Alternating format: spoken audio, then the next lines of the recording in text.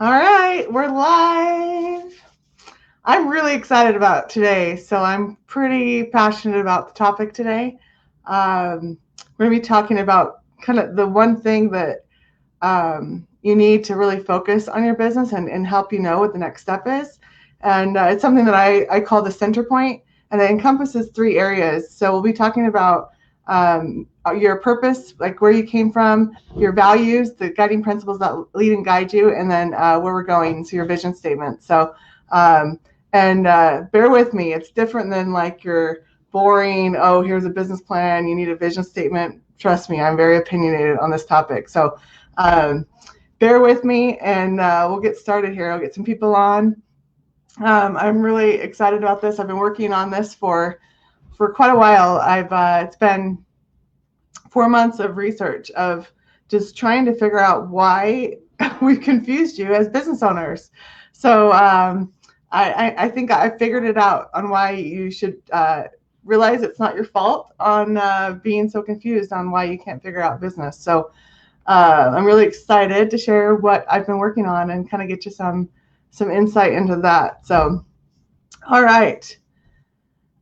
First, while we're just while we wait just another minute, like I have to say, like I'm back in my house. I'm in my office. I was at my mom's for 2 months with the quarantine, and it's such a good feeling to be back home. I love doing house projects, so I've been redoing all my kids' rooms, and it's just been so good for my brain to get doing that stuff again. I'm kind of weird like that. I have to always be creating, and if it's not in business, it has to be somewhere else. So it's my house.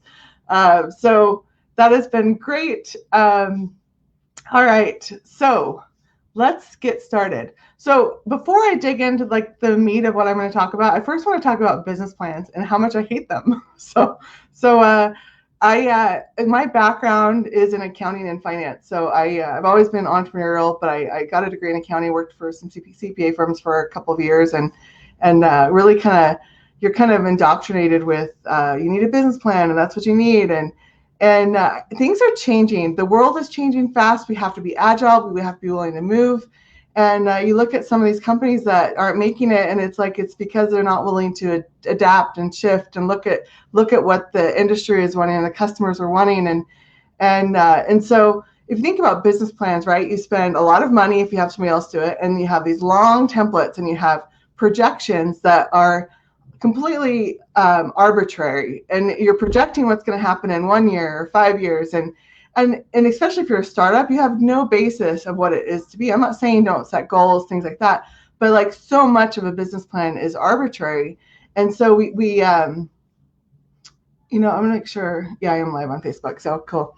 Um, so we so we have these business plans, right? And in the past, when you used to be able to get traditional banking a lot easier than you have now. Now it's almost impossible to get traditional banking if you don't have a history of being profitable, a history of um, having good cash flow, a history of even collateral anymore. Like if you don't collateral to go against it, it's just like banks are so conservative anymore, and they're not even asking for a business plan because they don't really care what your vision is. They don't really care what your projections are. They just care, can you make your money? So do you have cash flow and you're in a good financial position? So pretty much if you needed a loan, you wouldn't really need a loan if you were in the position that a lot of banks want you in. So a lot of times the banks are lending for more equipment loans or real estate type loans, or more of the loans that are collateralized. But to get money traditionally from a perspective of, oh, here's this great idea I have, it's going to be far-fetched unless you get some other venture capitalist or your family, or just different private equity. It's which is sad. I really feel like there's a revamp needed in the financial world, but that can be another live event for another time. But so we have these business plans we've been told to do, and so what I want to do is simplify all the things we've been told for all these years, and say, okay, here's the things you need, and here's how you do it, and here's why you're doing it. And so what I've been working on the last 4 months is a three-phased approach to getting you freedom in your business. And I posted a post. It was probably like a week ago or so, and it was around it was from Tony Robbins, and it was an article, And it was really interesting. They did this study on business owner mindsets in 2020. And it's interesting because a lot of the business owners that were surveyed, they don't believe that you have to hustle or compromise your kind of your work-life balance in order to be able to be successful in business. So you should be able to work less and still create a successful company.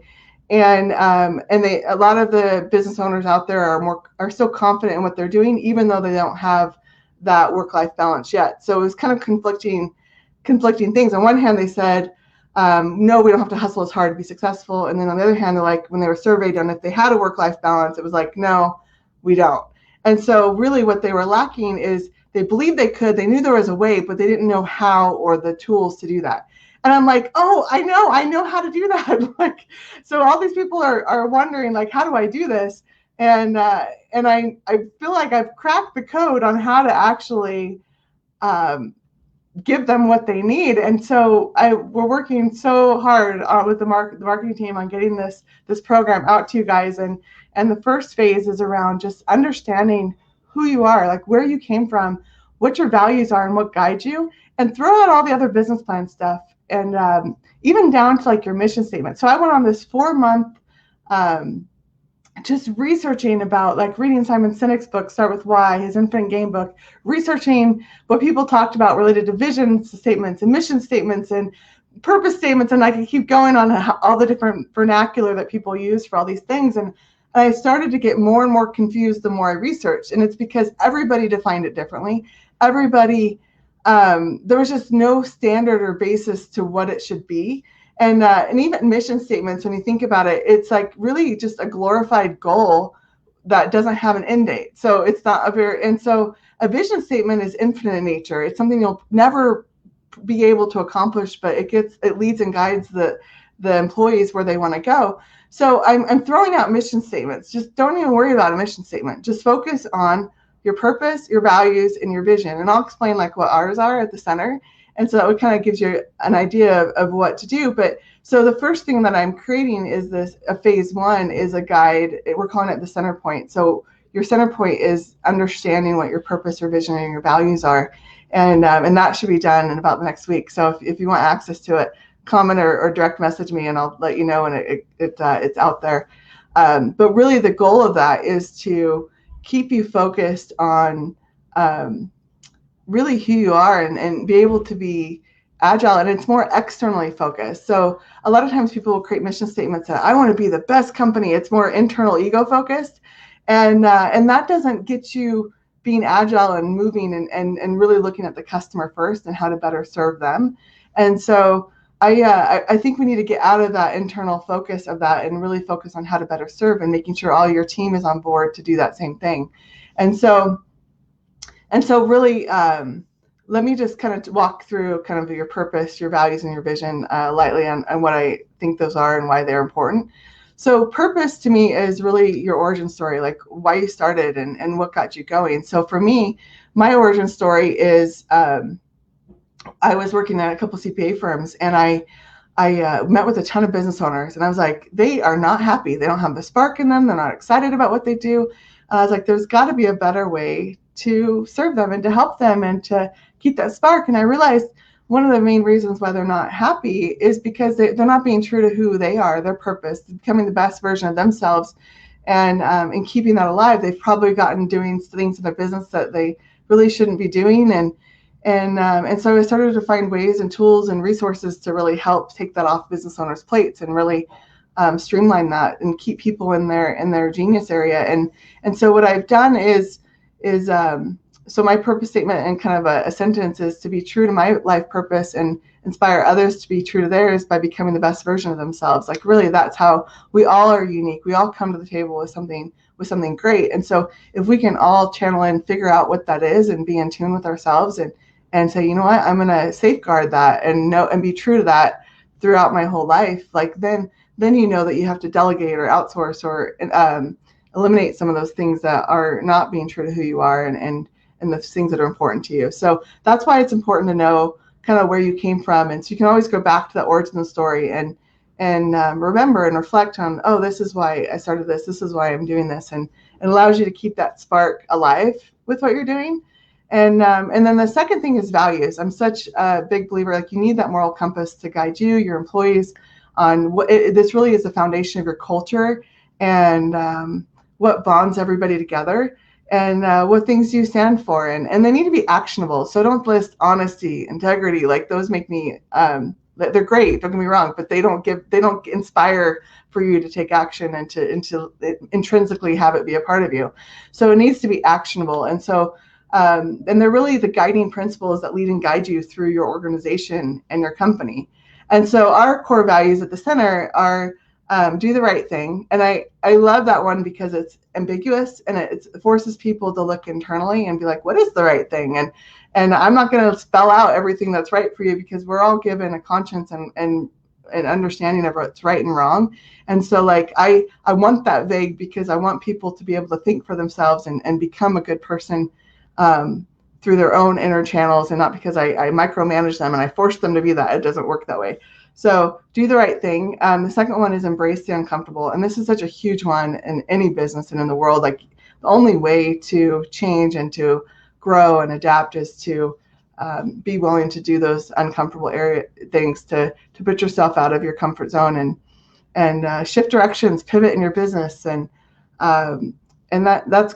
that's good. I actually was just talking with a guy that we're working on some marketing stuff, and a lot of times when we get to a roadblock, we think we have to like push through that, like our ego. No, I'm going to go through this wall no matter what it takes, because I'm strong. I can do this. Instead of being humble enough to be like, oh, I hit this wall. I need to go a different direction. I need to bounce this way and shift and be agile. And so it takes a level of humility to be willing to be like, oh, I'm going in the wrong direction. I hit a wall. I got to go another direction. And so that's kind of another way of looking at embracing the uncomfortable is, you think about businesses right now, like if they're not willing to shift, yeah, I know you're going down that direction, but you're hitting a wall. So be willing to shift, be willing to go another direction. And so let's see. And then the third one is get it done. And this one, I mean, if you guys have been watching my lives, you probably realize I say our core values all the time. And it's because they're part of me. They're part of what we do and who we are. And it needs to be that same thing with you. It needs to intrinsically be in you and in your culture and what you're about. And so for me, the third one is get it done. And this is big because like we do tons of things for clients and tons of different services for them. And we're never always going to have a perfect process as we have new clients come in and we're learning them. At the end of the day, we got to get it done. Like we got to take the project off the business owner's plate. We got to get it done. And I don't want people to be debilitated by process, because sometimes the way the process is created is by getting it done. And so that's why that one kind of evolved and became such a big part of what we are. And then the fourth core value we have is build people up. And it really takes a team effort to, like, I couldn't do this alone. It's really people, it's our culture and everybody together is what makes it wonderful. And so that was really around the core values and those guiding principles that are so important. And then the third one is your vision. Like, what is your infinite game? What is the thing that is that you will never be able to accomplish, but it'll make an impact in the world and make a difference in the world? And that is such a critical, important one. And so like our vision is to simplify the human experience through business by being true to our values. And we wanted to add that moral compass into it, because if we're just simplifying business without any moral compass, it kind of defeats the purpose of what we're trying to do. So that's why we added that value part in. But for us, it was, I've always been devoted over the last decade, almost decade and a half, to simplifying business for entrepreneurs and executives, and ultimately their lives too. I believe it's a grassroots effort. Like by changing business, that trickles down to their employees and into the community and into the world. And that's really where change happens. And we can make a difference in the world. And so that's kind of why, like, I was literally in, like, once you have those simplified and down, like it becomes a part of you, and it comes like you can bring them up in your conversation. So just the last couple of days, I had 2 meetings. One was an interview I had with a guy that I know. He was interviewing businesses in the Boise area just about how they're adapting to changes and things that are happening. And so in this meeting, I actually didn't even get the questions he was going to ask me, but I'm like, that's okay. I do good on the fly. I don't even want to know what the questions are. Just ask me them. And I was able to pull up those responses of, he asked, like, what guides you, when you make decisions in your business? And I could just list those off, and I could expand on them and make them a part of who I am. And so it was really cool in that meeting to be able to talk about those three areas in an organic way. And then I was in a strategic partner meeting last Friday, and it was really cool too, because they wanted to know about who we are and what, what drives us, and why we're in business and what got us started. And it was really cool. I was able to, again, articulate it because I had that solid foundation.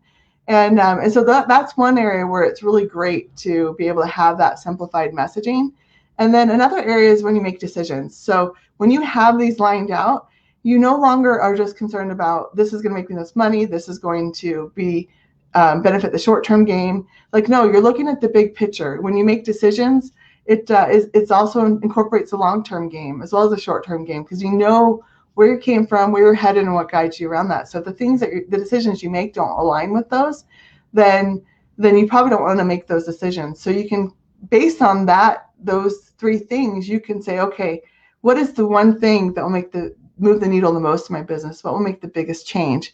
And that's where goal setting and those things come in. And that's something I'll talk about in another live. But so really the first thing that we're implementing to help simplify business for all of you and help you know what it is a guide to really help you line out these three things. So that is the first phase. The second phase is around how to have success and be agile and figure out what that one thing, that needle mover is that's going to get you going in your business. And then the third phase is around creating freedom in your business. And it's around the concept of time, money, and joy. And so those are the three phases that we'll be launching here in the next few weeks to help you have freedom in your business. So just kind of summarize, I know I've kind of said a lot, and I'm obviously really passionate about what we're talking about.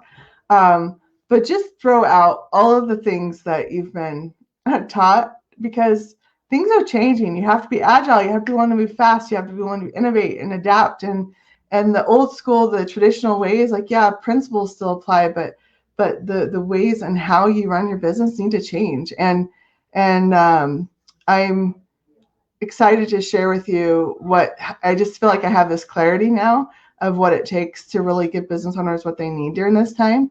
And we've implemented it within our own company. We're excited to share with other companies that same thing. So again, you have to know who you are to be able to make decisions. And I hope this was helpful for you to be able to know, okay, I really got to line these out, because this is what's going to guide me to the next decisions.